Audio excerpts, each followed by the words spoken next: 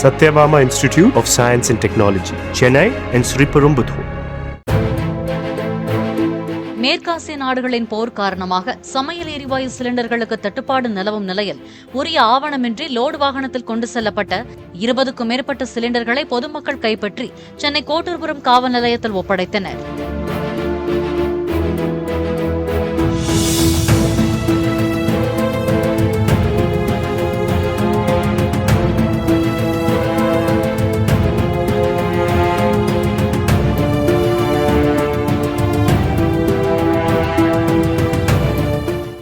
Satyabama Institute of Science and Technology, Chennai and Sriperumbudur.